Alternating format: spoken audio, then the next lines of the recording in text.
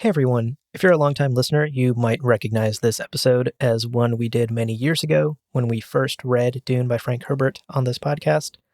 But we are actually remastering and re-releasing the entire Dune book club series for new fans who are diving into the books after having watched Denis Villeneuve's blockbuster films.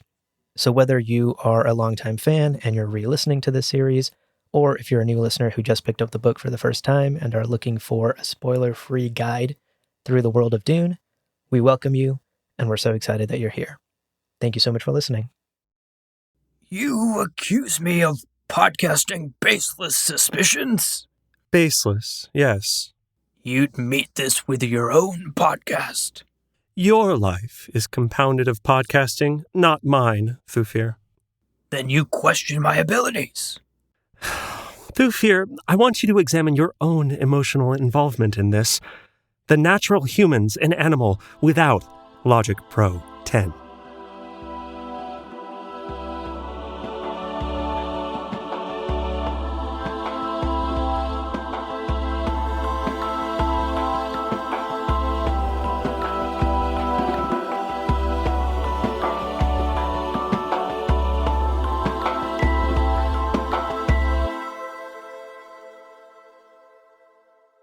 Welcome to Gom Jabbar, your guide to the iconic world of Dune. We'll be exploring the themes, philosophies, and characters found in the sandy depths of this vast universe, from Frank Herbert's groundbreaking novels to the adaptations on film and TV. My name is Leo. And my name's Abu. And today, the book club continues. We are into episode 3. We've made it to the third installment. Who would have thought? Yes. So exciting. We have committed at this point, like 1 or 2, there's an exit strategy. Maybe we quit, Right. But it's too late now. We got to do the whole thing. Contractually obligated. Contract with whom? Who knows? But we're here. We are here. Yes. And as a reminder, you and I, Leo, will be reading the entirety of the Dune novel in preparation for the upcoming film over the course of a roughly 10-episode special series. We will be diving deep into the pages of Frank Herbert's iconic novel. Indeed. We've already covered the first 200 or so pages in our previous 2 episodes, and today we'll be continuing our deep dive. And you know what? It's a book club, so we want to hear from you. We want to hear your thoughts as we are making our way through this incredible book. We have already received some awesome listener messages, and we will, as we have been, include a couple of those in each of these book club episodes. So email us at gomjabarpodcast@gmail.com. I know it's the first time you've heard that, but listen, hopefully it makes sense. gomjabarpodcast@gmail.com. And of course, at the top of the show, we always want to take care of housekeeping. We always want to make sure we give a spoiler notice. Today's episode will contain no spoilers except for the pages covered thus far. Which is still no spoilers. Which is still no spoilers. How spoilers right. work, yeah. Exactly. The idea is that you're reading along with us and you've done the reading, you've done the homework. Oh, shit. This isn't AP English in 7th grade, my guy, okay? You can't skip reading Catcher in the Rye and expect to write an essay on it. Oh my God. Hands up if you skipped Catcher in the Rye. All of us, I'm pretty sure. I read it eventually. Yeah, definitely. So all of that having been said, once again, our goal with this book club is to be your expert guides through Frank Herbert's iconic story. If this is your first time reading, we want to make that experience the best it can be for you. And if you're revisiting Dune for the 2nd, 3rd, 15th, 100th time, we want to be here to point out some of the tiny, tiny lore tidbits and details that you might have missed in your previous read-throughs. We've got some really good ones today, too. Yeah. I'm so excited. Yeah, some deep dives. It's amazing. It's so much fun. But before we get into our summary and get into the meat and potatoes of today's episode, as we like to do on these book club episodes, we want to answer some mailbag questions. Yeah. So, Leo, first up, we have an email from Dan Dodwell. Dan, thank you so much for writing in all the way from the UK. Which is relevant in a minute. So, we have the message. Hi, Abu and Leo. I'm a fairly new Dune fan, currently on God Emperor. Oh my gosh, enjoy that trip. But I'm hooked. Definitely my favorite book series.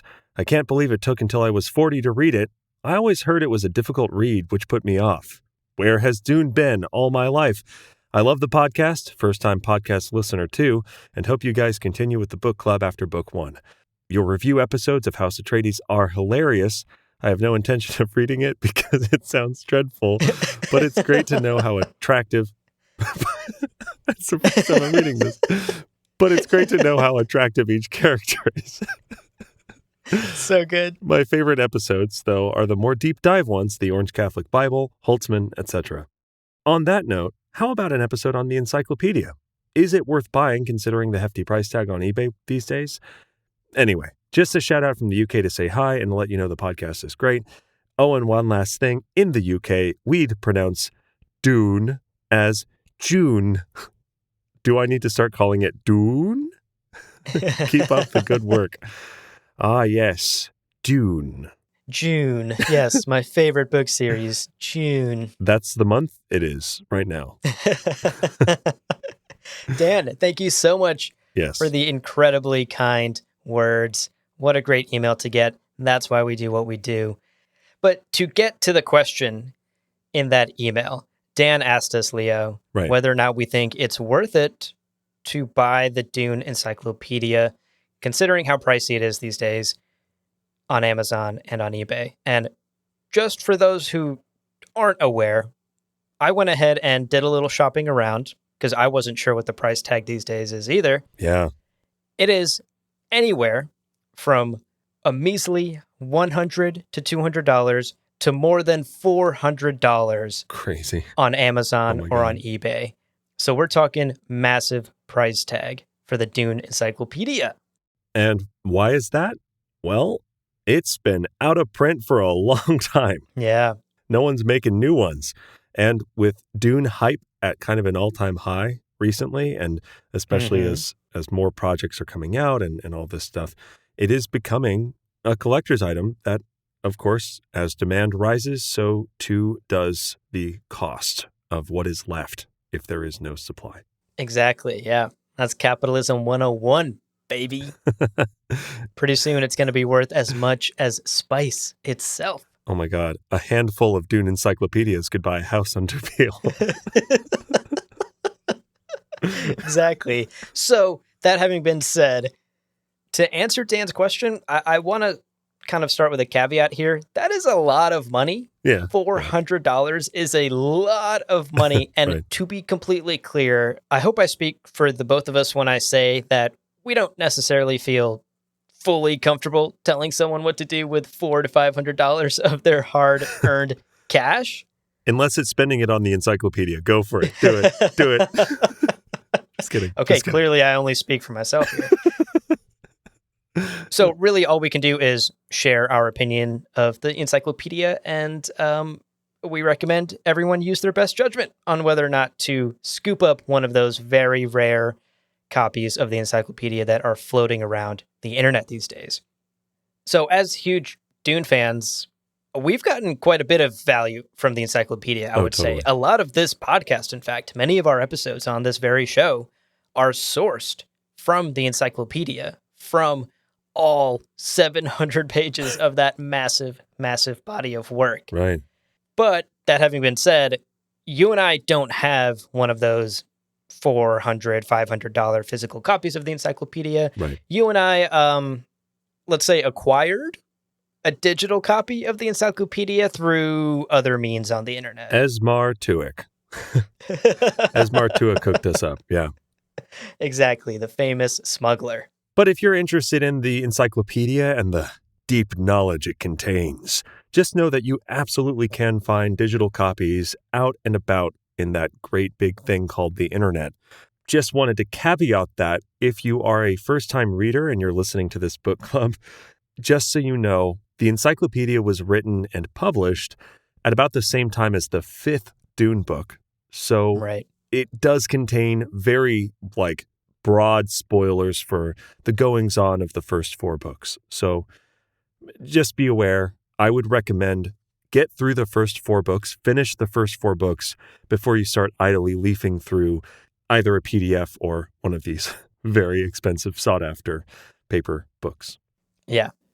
Okay, let's take a quick ad break, but stick around, dear listener, because we will be right back with the summary. We'll see you in a minute. Now that all of that is out of the way, let's jump into this episode's reading, which is, of course, pages 205 to 324, up until that big break with the Muad'Dib Book 2 page, which could be confusing if you're not familiar with Dune's origin. So just as a quick kind of side note, this is actually because of Dune's origins as a serial publication. It was kind of published in 3 installments. Yeah, you can sort of consider it like the arcs of the story. We're going to be concluding the first arc of the novel today. So as usual, we'll start off by summarizing the chapters that we read for today's episode, and then we'll dive into our 3 key takeaways from this section of the reading, and then we'll round out the episode with our deep dive, nitty-gritty lore nuggets. Oh, they're great. So chapter 16, it's dinner party time. This is a huge, huge chapter, but there's a lot of really good stuff here. Let's get through it quickly. Duke Leto and Jessica are having the esteemed Arrakeen locals over to kind of begin this process of building rapport with the people of Arrakis, establishing allies and sniffing out Harkonnen sympathizers and spies. You know, Jessica has a line about the Atreides men getting to know people and the locals. Duke Leto is also taking this time to just upset people, kind of left and right, because there are some local customs, right? You have the water beggars who come by the palace to get some water, and Duke Leto, good guy that he is, as we talked about in our last book club, is like, no, that's gross and weird. Stop it. And then he later pretends to be drunk, basically just to stir up things and kind of start getting a sense of who's who and who thinks what. Yeah, me at every wedding I go to. Yeah.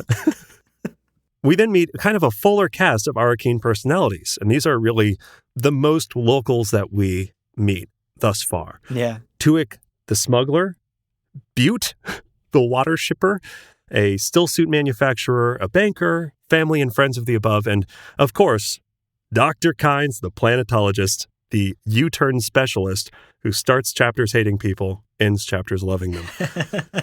We get a lot of political dancing around topics throughout this section, but basically throughout the night, Kynes and Tuik are clearly fond of the Atreides. You know, not that there are exactly lines in the sand drawn yet, but they are kind of falling on the Atreides side of things. The banker is like outed as a Harkonnen agent, and of course, like half the people in the room are like, oh yeah, he's a Harkonnen agent. And it also kind of becomes clear to Paul that Kynes is aware of water on Arrakis that he's doing his best to keep secret. Finally, Duke Leto is called away, and Paul takes over as host.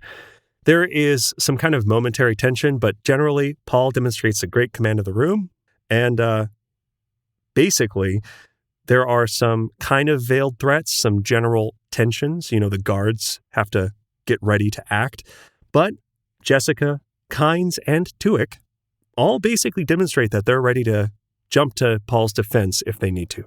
A good group to have your back for sure. So we move on to chapter 17. Jessica is awoken in the middle of the night by some ruckus in the palace. And that ruckus turns out to be a very, very drunk Duncan Idaho. And drunk Duncan Idaho openly accuses Jessica of being a Harkonnen spy. That's not a great look for my guy. Nope. A bit too much spice beer, and he's really spilling a lot of the plan that he's supposed to keep secret. Jessica, who realizes that Duncan has been spying on her and sort of connects all of the dots and realizes that other people, specifically Thufir Hawat and maybe even her love, Duke Leto Atreides, think she may be the traitor, and they are keeping her under watch. She is furious, understandably, at this. Oh, totally. And demands to see Mentat Thufir Hawat in her room right away. They are going to talk this out. And the talk goes all right. Yeah. I guess. No one gets stabbed. No one dies. No one calls each other names openly. I guess he calls her a witch at some point. But he hesitates. He hesitates, right. So Yeah. it's a very tense conversation in Jessica's room, and we actually get a display of some Bene Gesserit powers. More on that later in the takeaways. Yeah. Jessica uses the voice on Thufir and rattles his old bones. Yeah. And he is quite shaken up by this, and he leaves, and neither of them really sort of admits, like, no, you're right, no, I'm right. It's a bit of a stalemate, and both of them refuse to give any ground during this very tense conversation. But the one thing that does come out of it is that Jessica realizes that Thufir is innocent, he is deathly loyal to his duke, and will be to his last breath. So she can count him out as the traitor. Moving on to chapter 18. Late at night, Duke Leto decides, you know what, it's time. I messed up because I heard that, Thufir and Jessica had this long conversation. I messed up. I should have, trusted her. I should have brought her into my schemes. So I'm going to go end the charade. I'm going to go talk to her. I'm sure it's going to work out perfectly. But then he hears this weird mewling sound and finds first the dead body of Esmar Tuick, which is sad. I like him a lot. And then he finds the very nearly dead Shadout Mapes. Shout out to Shadout. Now, she tries to kind of warn him, but is not able to before she dies. And then whammo bammo, he's got a paralyzing dart in his arm. So he collapses and sees Dr. Yui, who, surprise, is the traitor we learned on page 14, but he's learning now. And also realizes that past Dr. Yui, he had turned off the palace shields. So the building is defenseless, which is not a good thing for House Atreides.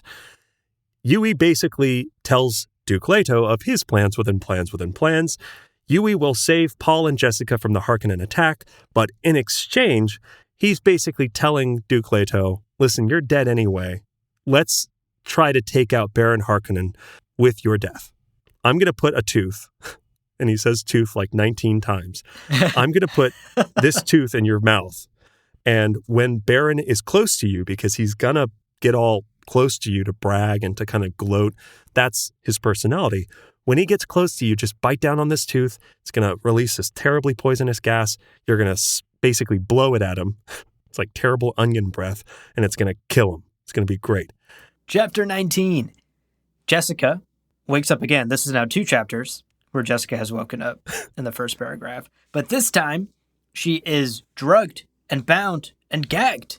She realizes that Yui is the traitor. No one else could have known her exact body weight and the exact drugs to give her to knock her out for a very exact amount of time, except for the doctor of the house.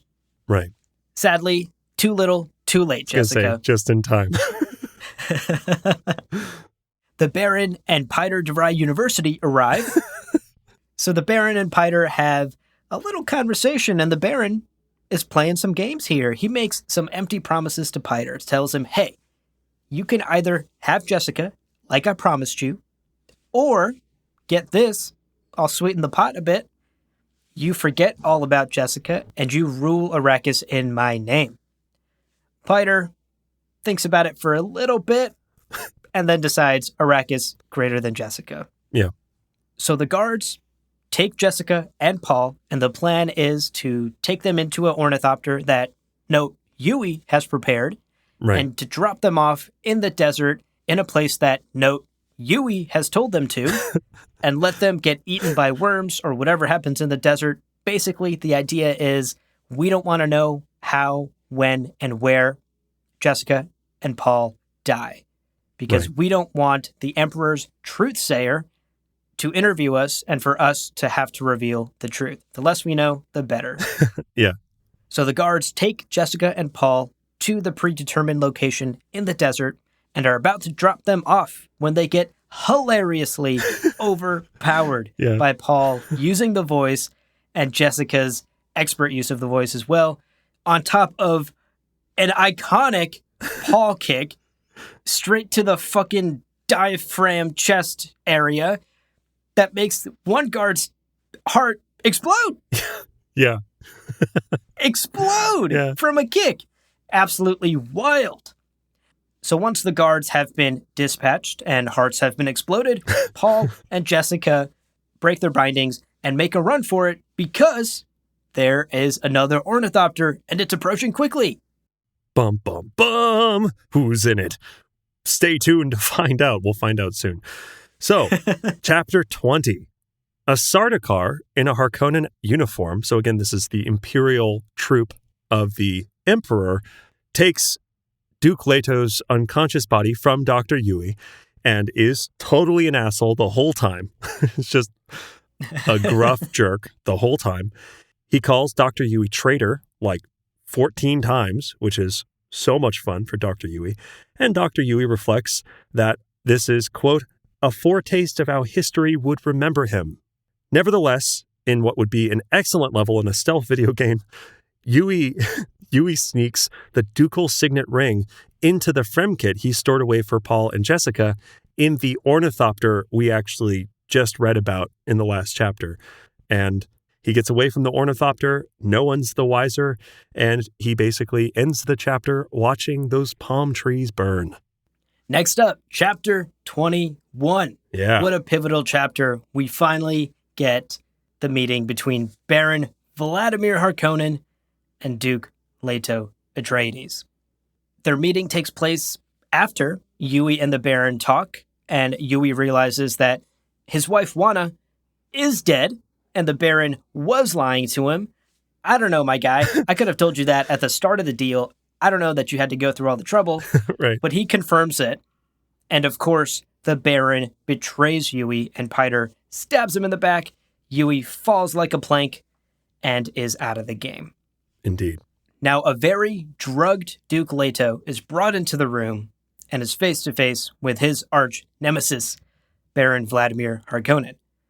At this point, the Baron gets hungry or something, I guess, and they order dinner because the Duke is so drugged that he can barely make out what's happening, and he's very, very confused at this point, and he can't speak, and all the Baron wants to do is gloat, but you can't really gloat to someone who is clearly drugged out of their mind. So he sits down to a lovely dinner as the Duke Leto's drugs wear off. During this time, Leto remembers the tooth, and understands what he has to do. He also overhears that Paul and Jessica have gone missing, and the Baron's perfect little plot isn't so perfect. Right. And this reassures Leto quite a bit, but ultimately, he does what needs to be done. He bites down on that tooth and breathes that poisonous gas in Baron Vladimir Harkonnen's direction. But unfortunately, before the Baron breathes in any of that gas, he rushes out of the room. Piter and the Baron's personal guards jump in front and take the hit instead. Rest in peace, Piter de Vries University.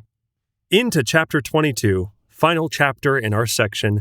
Paul and Jessica, having been rescued by Duncan, definitely fucks Idaho, who was flying the ornithopter earlier, hide in a still tent as Paul trips hard, basically awakening as Neo from the Matrix. This is the real, he's the one, folks. If you couldn't tell by him being the main character, he is, in fact, the main character. He tells Jessica that the Missionaria Protectiva has purchased them refuge with the Fremen, because he's kind of looking forward a little bit, and that they'll call him Muad'Dib. These are his prescient abilities. And this is also when our outro may start to make sense for those of you who are just now reading for the first time. Now, Jessica, throughout this section, is kind of spooked. She's kind of scared of Paul because her 15-year-old boy, her baby boy, is clearly the one. And I mean, long story short, she just realized her son's the main character. It's a big deal. It's a lot to realize. Then, as a huge truth bomb, Paul reveals this is massive. Paul tells, as he promised his father he would, he tells Jessica that Duke Leto never doubted her for a single second. He loved her to the bottom of his soul. It's a very sweet moment, and Jessica, of course, is understandably affected by this news. And, of course, the iconic reveal that genuinely is pretty shocking. Jessica's father is Baron Harkonnen. Vladimir. Papa Vladimir. Crazy. She is shocked, as all of us are, because what the heck? Now, throughout this section, Paul isn't really able to be emotionally affected the way that Jessica is because he's busy tripping on that dope substance called all of space and time. He finally at the end is able to kind of hit the brakes on his prescience. He's kind of able to reel in a little bit of that power, and he is able to cry, shed tears over his recently deceased father. And that wraps up our section. Wow. No kidding. It's a lot. Talk about major developments and things happening. Huge. So many. Huge. Yeah. I mean, we have character deaths. Deaths So on deaths on deaths, many. quite frankly. So many people died. All crammed into like 100-page section of the book. So many people dying. The Ducal ring is gone. Right. Presumably with Paul Atreides, who is now a 15-year-old duke of a house that doesn't exist. Of a great house that may not exist. Right. And of course, we learn that he's also part Harkonnen through his mom's side. Right. Huge. Yeah. Incredible. Huge. This is an incredibly dense and action-packed section, and I'm excited to get into our takeaways. I mean, things are a mess. Our main characters are absolutely scattered. Paul and Jessica are out in the desert, granted with Duncan, Idaho, so, they're probably... Could be worse. It could be worse, but, no matter how you look at it, things are not good on top of Paul's weirdness. He's Kwisatz Haderaching all over the place. Yeah, all over the place. He's leaving Kwisatz Haderach juice all over the sand. It's gross. Everywhere, Kwisatz Haderach puberty isn't pretty, folks. His voice is dropping. His joints. His body's going through changes. It's rough. It's rough becoming the Kwisatz Haderach. Okay, we're going to take a quick break, but stick around. We'll be right back.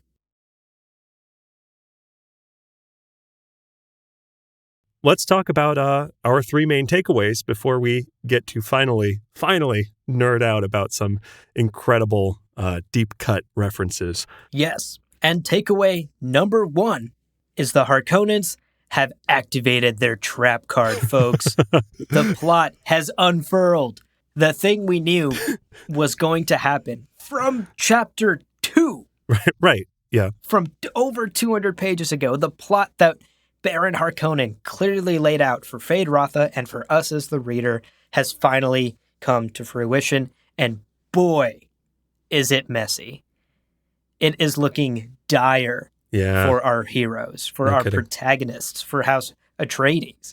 The Harkonnens have all but succeeded in this plan, right? The Sardaukar helps them attack the Atreides. Yui did what he was supposed to do and delivered Duke Leto to the Baron. And Arrakis is once again under Harkonnen control. I mean, things have gone nearly perfectly for House Harkonnen, nearly being the operative word there, because the thing they didn't account for was Yui's sort of double betrayal. Right. Yeah. Plans within plans. And Yui helping our main character, Paul Atreides, get away. And some very important lieutenants in House Atreides, Duncan Idaho, Thufir Hawat, Gurney Halleck, are unaccounted for. Right. And they're powerful people that could strike back. So the plan worked in theory, but a lot of powerful chips have still been left on the table. Indeed. And let's check in to really drive this home. Let's check in with some of our characters, okay? Hey, Abu, how's Dr. Yui doing? He's dead, folks. Oh, dang. Okay, well, that's a shame. What about Duke Leto? Folks, he's dead. What? Oh, gosh. I love him. He's played by Oscar Isaac. Okay, what about, I really like that smuggler guy, Esmar Tuick. How's he doing? He's in the hallway, man. Oh, he's good. Dead. Oh, no. What about, shout out Mapes, shout out to shout out. Oh my gosh, shout out to the real one. She's dead too, Leo. What the? Add her to the list. Add her to the list. Peter DeVry University, also dead, right? You just partied too hard. It's dangerous, folks. Freshman year of college. It's really dangerous. Failed his classes, dead. It's the cost of failing at Peter DeVry University. Don't sue us, DeVry University. We're joking. Yeah, we're talking about a different place. Well, Leo, to continue adding to our list of characters we're checking in here and hoping they're still alive. Yeah. What about Saigo, who is the guard who is charged with taking Paul and Jessica to the desert in the ornithopter and dropping them off? How's my guy doing? Last I checked, he was incredibly aroused, super excited. Good. And then he had his heart crushed by a child kick and is dead.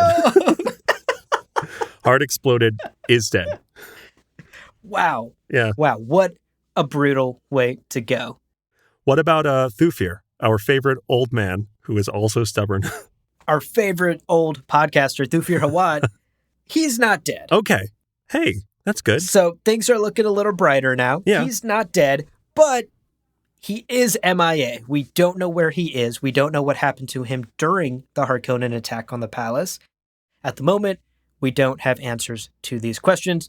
The thing we can assume, comfortably assume, is that he's probably still shaken up after getting his old bones rattled by a glimpse of those Bene Gesserit powers.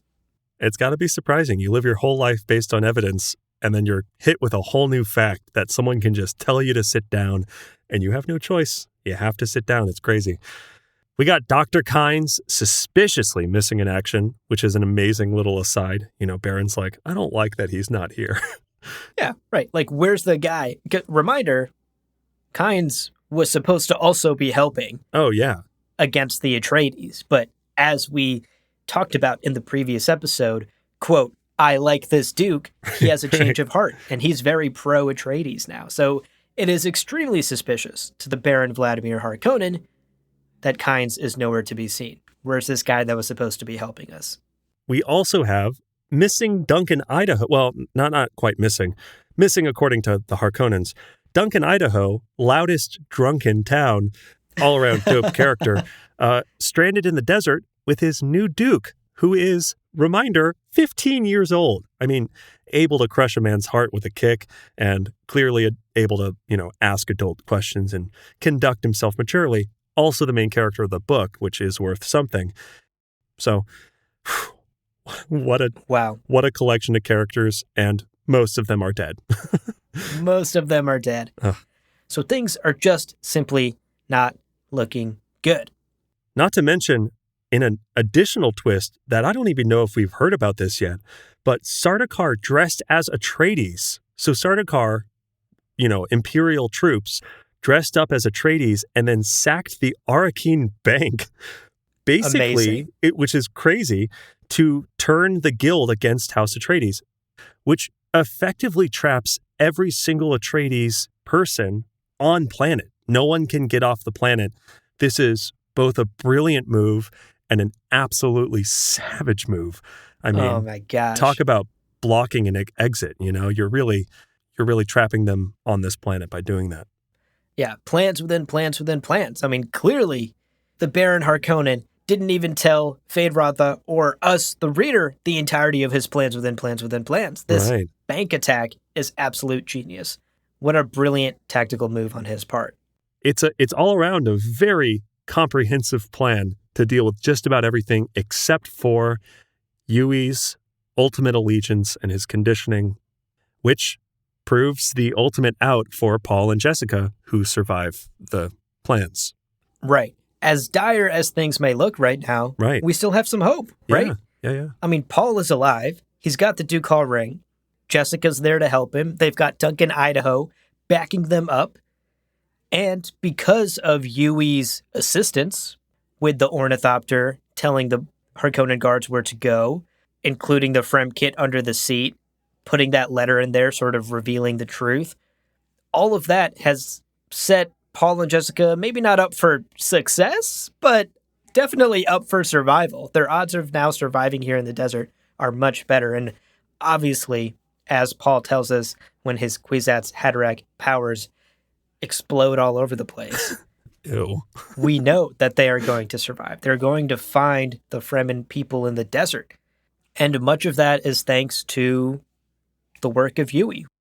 what he ultimately did at the end there, despite being the traitor, despite going down in history as the traitor. He still played a role in making sure Paul and Jessica and House Atreides have some sort of hope for survival. So we got to give credit where credit is due. Clearly, hope is not completely out of the window yet. There is still some light at the end of the tunnel. And we got to remember, Jessica's got her Bene Gesserit powers, which we saw on display in these chapters. Oh, for sure. And, of course, Paul is the main character. It's true. Like, really to bring this first takeaway full circle, if the Harkonnens have activated their trap card and have just played Blue Eyes Ultimate Dragon, Paul, who is Yugi, is about to pull some main character bullshit with Karibo. He believes in the heart of the cards, folks, and he plays Duncan Idaho in defense mode. That is some deep cut Yu-Gi-Oh jokes that I hope our listeners get. It's time to duel! Anyway, we can move on to takeaway number 2. The Bene Gesserit. Oh my gosh, they will rattle your bones, folks. Oh, yeah. They will tell you to do things and you will end up doing them. And you know what? When it's convenient for them, they will give you boners, whether or not you want to. Boom. That's how quick it happens. It's wild. They're real powers. We get a few examples in this section. In this takeaway, we get a few examples of how truly powerful the Bene Gesserit are. We get an example of truth-saying, not only in its applications, not only in seeing it in scenes, but also the reputation that truth-saying has in the Dune universe and how powerful it is to have effectively a lie detector test that absolutely works in an empire ruled by protecting certain relationships and not, killing very specific people. Right.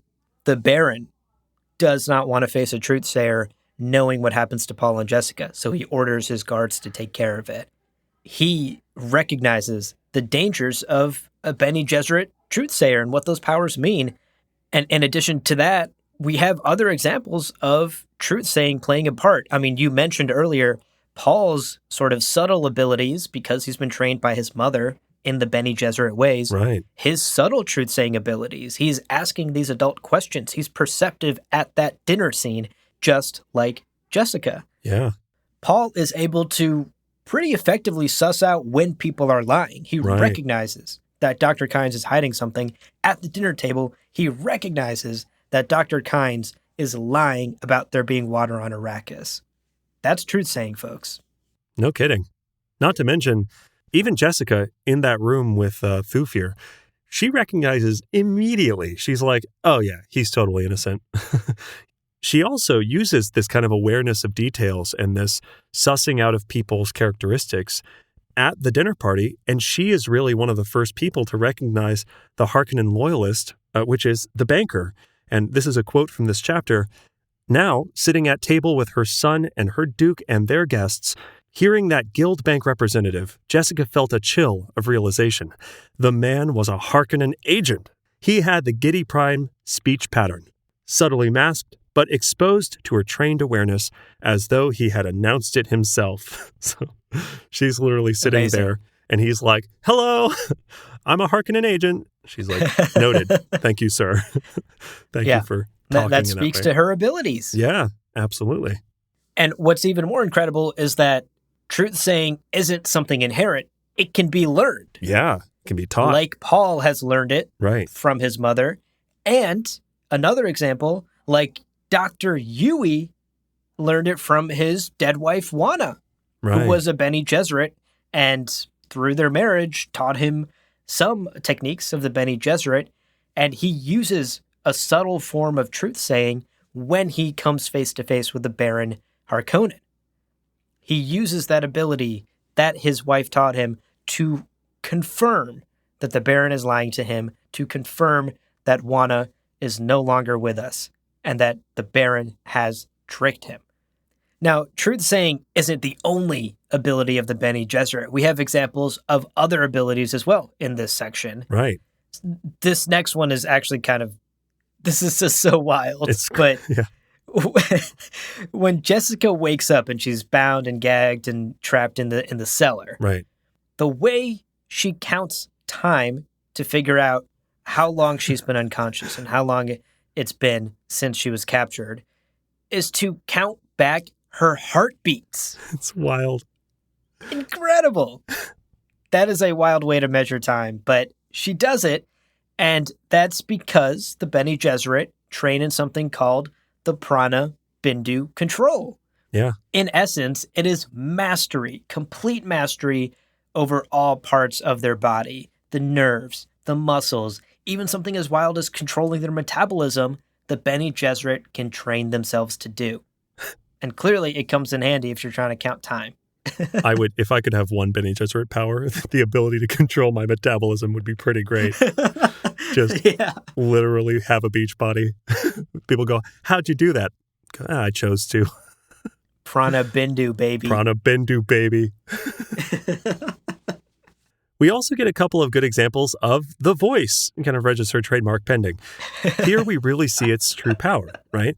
She flexes on Thufir Hawat, basically tells him to sit the fuck down, and he does, which is incredible. I mean, again, bear in mind, he is one of the universe's most capable mentats, and he's rattled to the core. It's wild. I mean, this really emphasizes how powerful the Bene Gesserit are and how secretive they are about their true capabilities. Yeah, exactly. Thufir is blown away that Jessica has been hiding this ability from the start. And what I found really interesting, actually, was he asked her, why aren't you using this incredible power to just, like, defeat all the Duke's enemies? Like, what are you doing? Why are you hiding this? Why aren't you just voicing left and right? Yeah. The voicing and everywhere. Jessica's just voicing everywhere. And Jessica's response is so incredible here that I actually want to read a quote. Because so good. I won't be able to do it justice. Oh, yeah. It's so good. Quote, what would you have me destroy? Would you have me make a weakling of our Duke?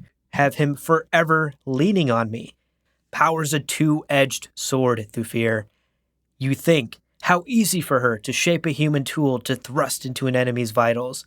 True, Thufir, even into your vitals.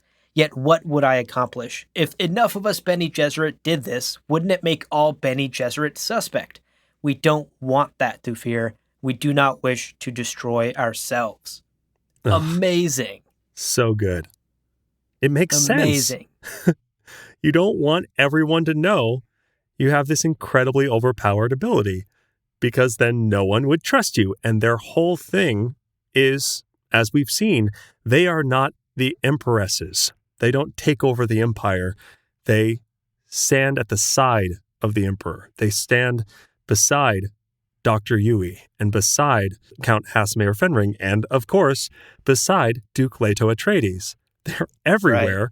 If they weren't trusted, all of their plans would crumble down. It's such a good retort, and it's one perfectly crafted for someone like Thufir, who lives his entire life based on logic, or logic pro 10, as our stupid intro joke. Yeah, yeah, exactly. It's such a dangerous power. I also love, so the scene with Jessica and Thufir, she's able to do that with Thufir immediately because she knows him super, super well. She understands how to motivate him and how to talk to him and sort of what vocal tics would elicit what reactions from the old man.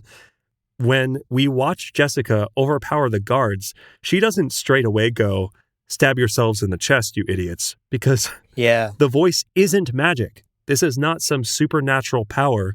It's manipulation. It is understanding what people want and using that in a way, toning your voice and doing everything, performing this act almost. If you know your audience, you can do that even better. So she understands these two men are driven by, in part, lust.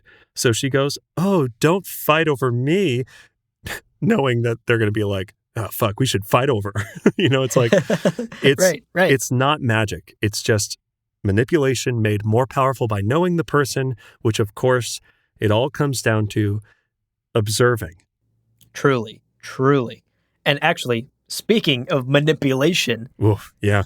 the last thing in our Bene Gesserit takeaway section that we want to touch on today Yes. is the Missionaria Protectiva. We've heard it name dropped quite a few times. We mentioned it in our previous book club episode, but let's talk a bit more about it today. Think back to Jessica's first conversation with Shout Out Mapes when they first arrived on Arrakis. Right. That was a tense conversation. A knife was involved, blood was drawn, and Jessica could very well have died there, but it was only the legends and superstitions planted by the Missionaria Protectiva that helped her survive. That made it so when she said the word maker, Right. Shout Out Mapes instantly thought she was one of the legendary chosen ones because of the stories and myths that were planted by the Missionaria Protectiva. We even have a quote here from that section. Remember, quote, "A Bene Gesserit of the Missionaria Protectiva dropped here long centuries ago. Long dead, no doubt, but her purpose accomplished. The protective legends implanted in these people against the day of a Bene Gesserit's need." This is wild. These are legends planted among the Fremen in case a Bene Gesserit needs a lifeline, in case a Bene Gesserit needs a safety net. It's wild. That is some long-term planning, folks. Hundreds of years. It's crazy. The Bene Gesserit are working on a very extended timeline for their plans. That much is clear. And they are much more dangerous than we have first been led to believe. Even Dr. Kynes at the dinner party mentions the shortening of the way. And the shortening of the way translates to Kwisatz Haderach, which we know is our main character. And Jessica's like, yo, I know that word. That might be my boy. Jessica wonders, quote, did our Missionaria Protectiva plant that legend here too? You know, you really have to wonder, how deep does this belief system go? And how much of all of this is believed? Clearly a lot more than you might initially anticipate.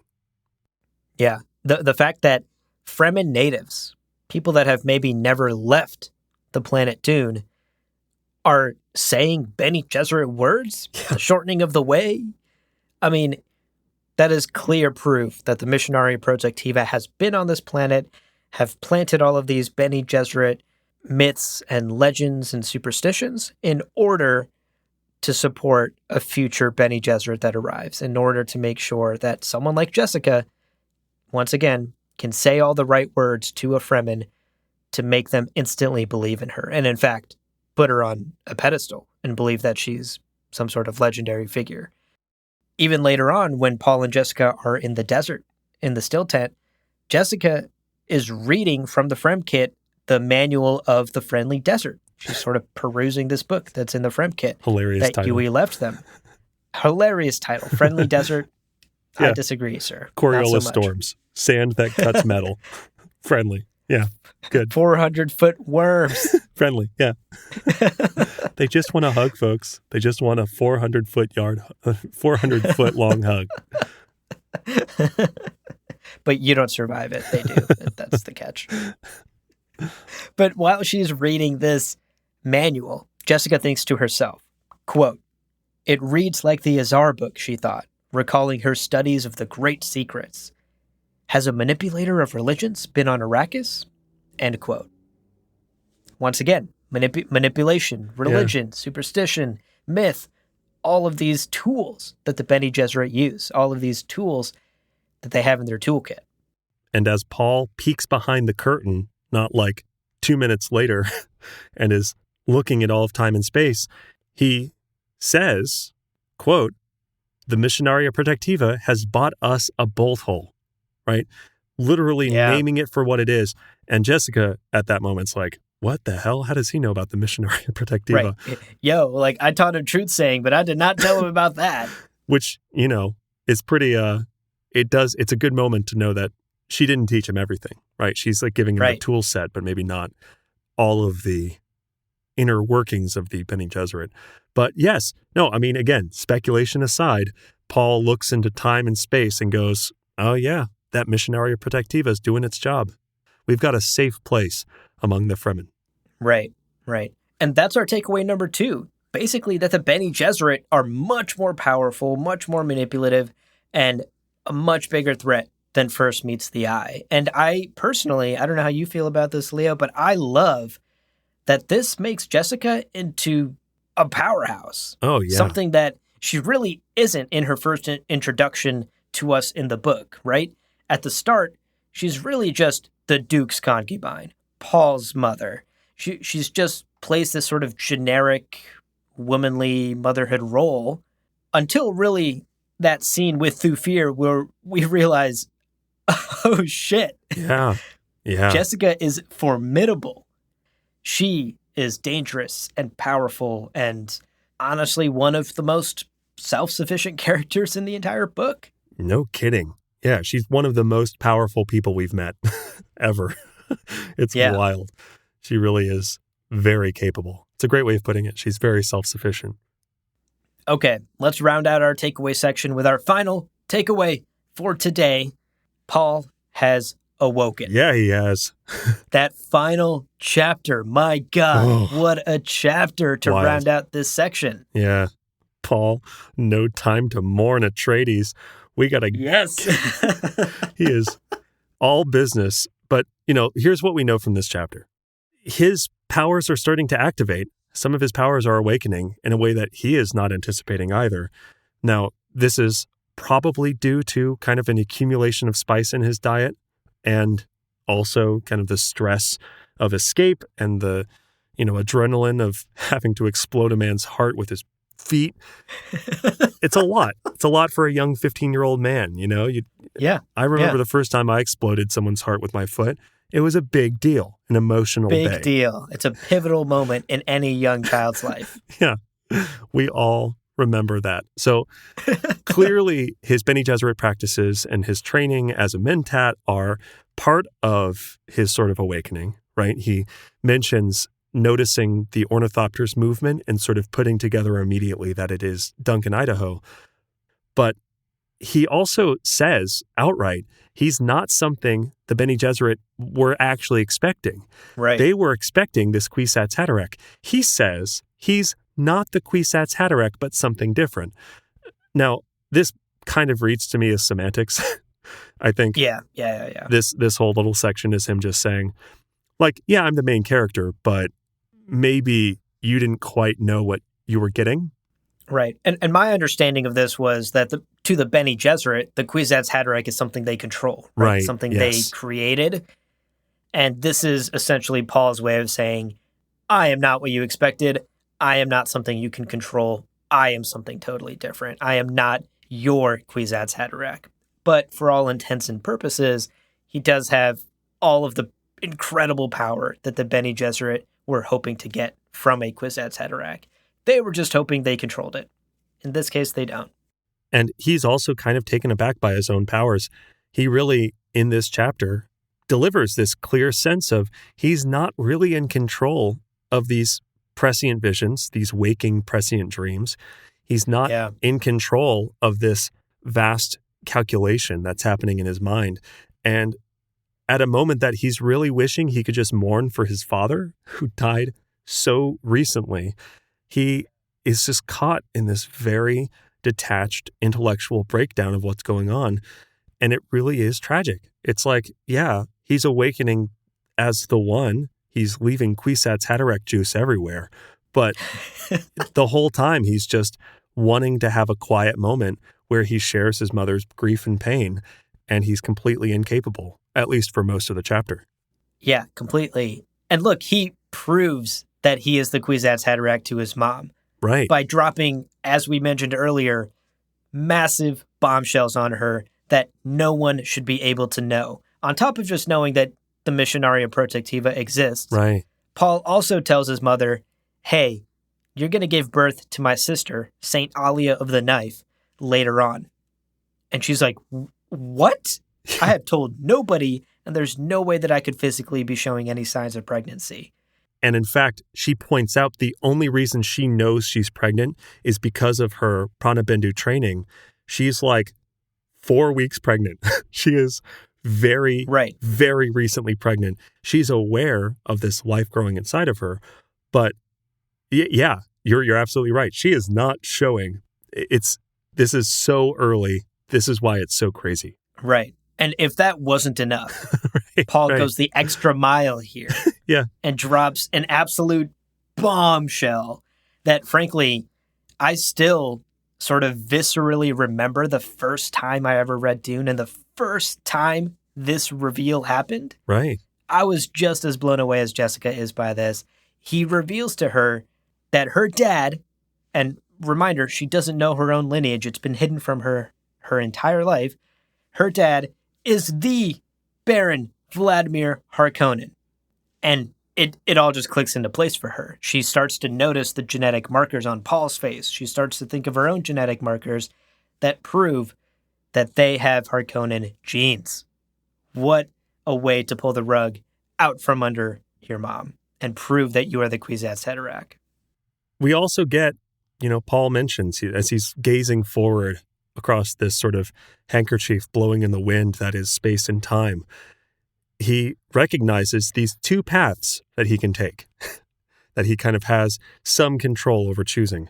One that ends in a jihad. That's not good.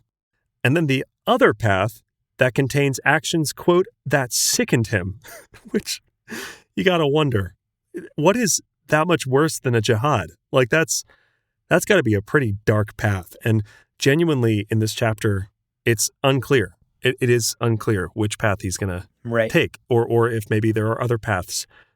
This is just the vision he's having at this moment. But man, what a sight for a 15-year-old who just, it's a lot. Yeah, it's dark.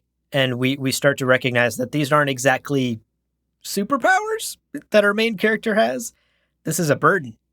And prescience is maybe not all it's cracked up to be. The idea of knowing the future seems cool, but would you really want to? That's sort of what print. Paul is going through. Yeah, exactly. The fine print for prescience is like, sucks. Yo, you're going to see some dark shit.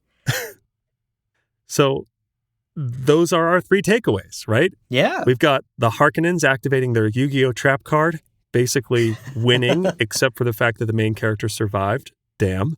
We've got the Bene Gesserit, way more powerful than they probably immediately appeared, but certainly very, very capable, and it's good that Jessica's with Paul in the desert. But you know what? Paul in the desert, he's the main character, and he's awakening to those main character powers. All right, we're going to keep this conversation going, but first, a quick break.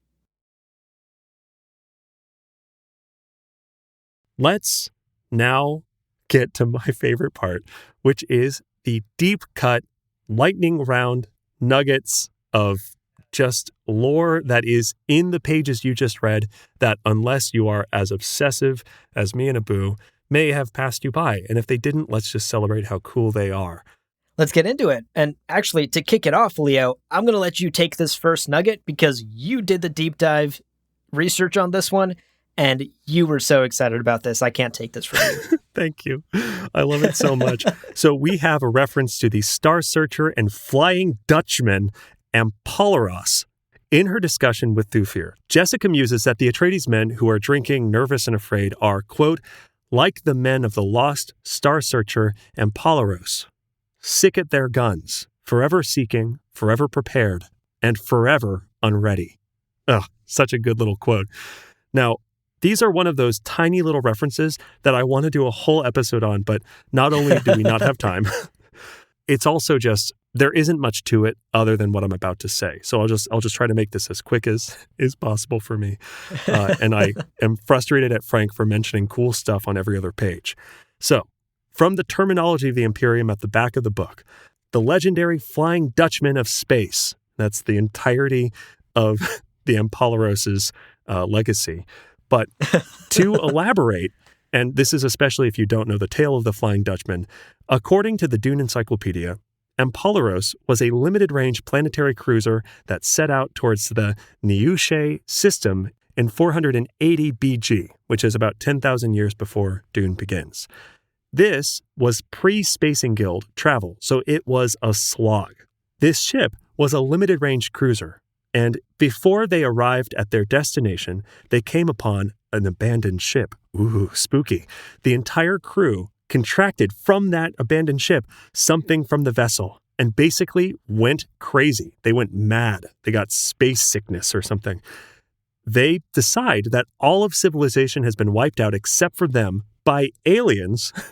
So the only course of action is to load up their guns, man their battle positions, and basically just go. Like just fly until the aliens show up. And during this time, they also veer wildly off course. Now, it's noted the ship was never found. And the legend says they're still searching the stars, which sounds like comically tropey, you know? Legend says they're still out there today. But the thing is, and this is my favorite sci-fi element to this story, they are traveling at near light speed.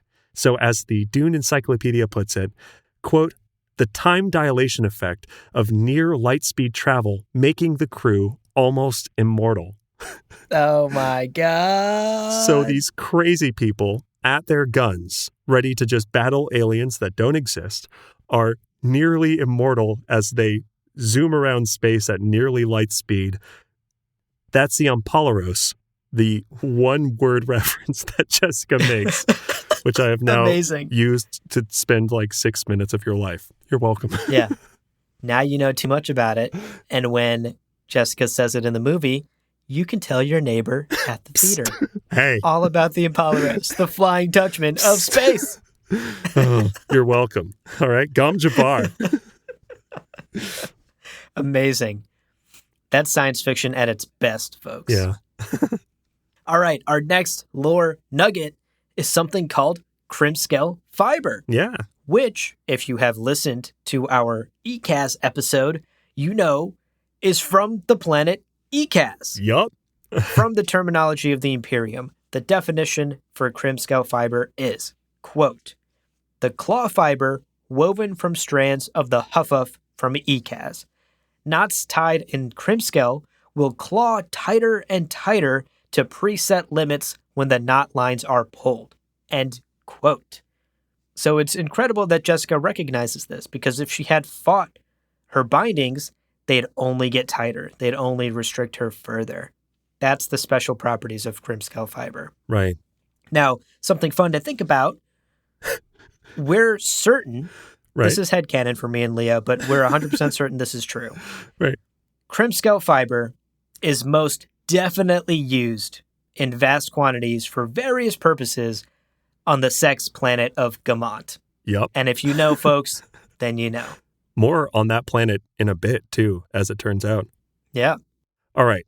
The next nugget is Samuta. Hell yeah. We are back with more drugs. My drugs. favorite. Samuta is another type of narcotic in Dune, and it is also derived from, you can probably guess it, ECAS. The planet ECAS. ECAS. It's everywhere. I love it. It's my favorite planet. So, from the terminology of the Imperium, quote, the second narcotic derivative, by crystal extraction, from burned residue of Ilaka wood. The effect, described as timeless, sustained ecstasy, is elicited by certain atonal vibrations referred to as Samuta music. And in case you didn't notice that friendly little word, reminder that the Baron has a tabletop. His desk is made of Ilaka wood. So, incredible. Again, he's got a table made of drugs.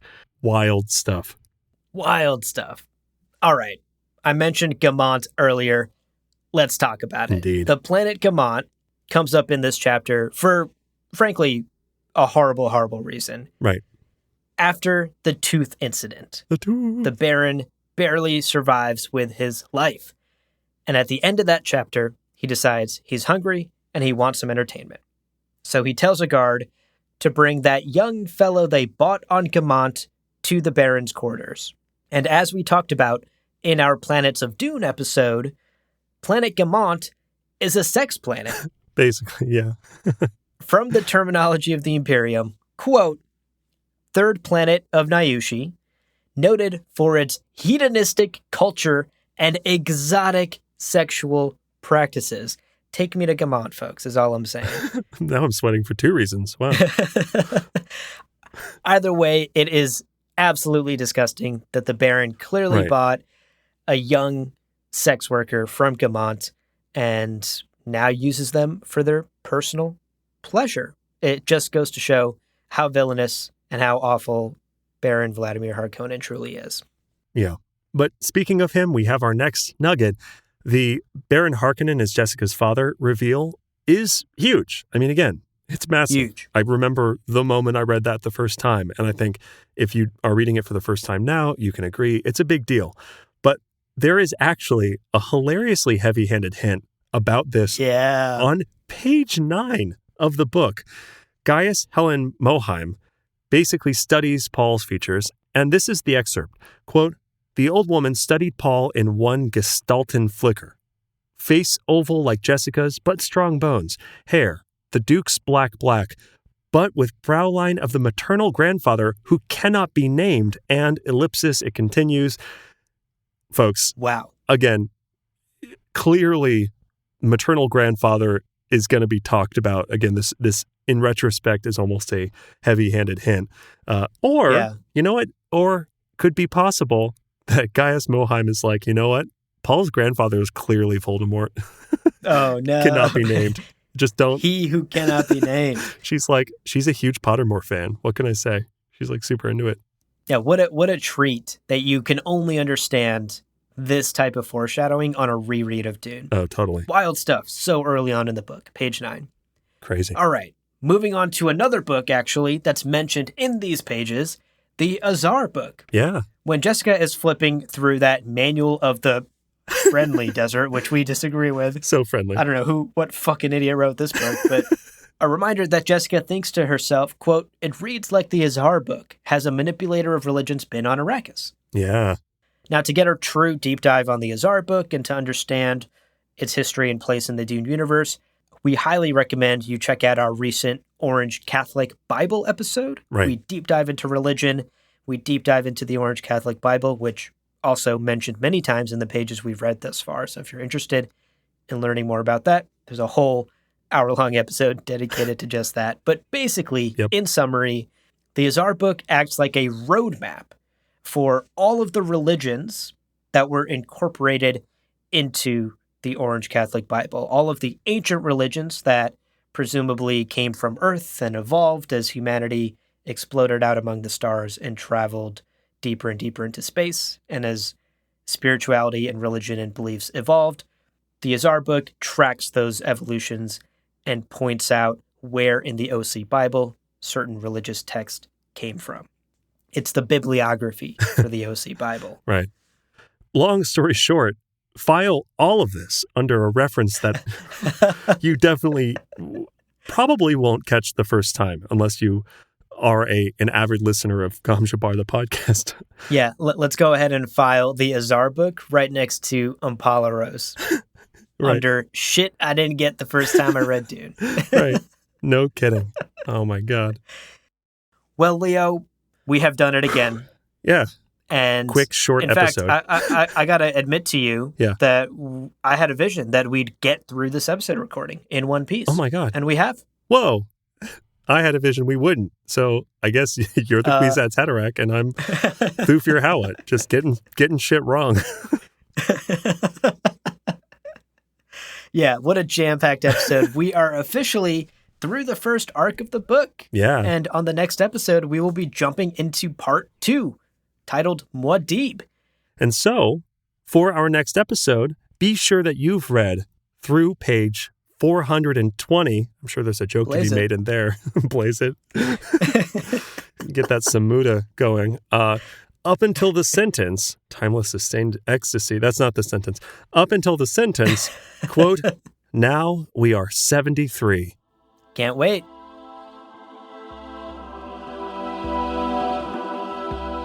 Well, friends, there is no real ending. It's just the place where you stop the recording. But this podcast is always one step beyond logic, so help us spread the word of Muad'Dib and leave us a review on Apple Podcasts. And be sure to check out the other shows on the Lore Party Podcast Network on loreparty.com. You can also follow us on Twitter and Instagram at lore_party. Thank you so much for listening, and remember, he who controls the podcast controls the universe. We'll see you on the golden path. Welcome to Gom Jabbar, your guide to the iconic world of Dune. Bless you. Excuse me. Gosh. I'm just allergic to some bullshit. That didn't feel like a heartfelt welcome. You know Liam. what? You called me out, but I want you to welcome our All right. goddamn All right. listeners. I'll get myself moving. Okay, here we go. Welcome to... Okay.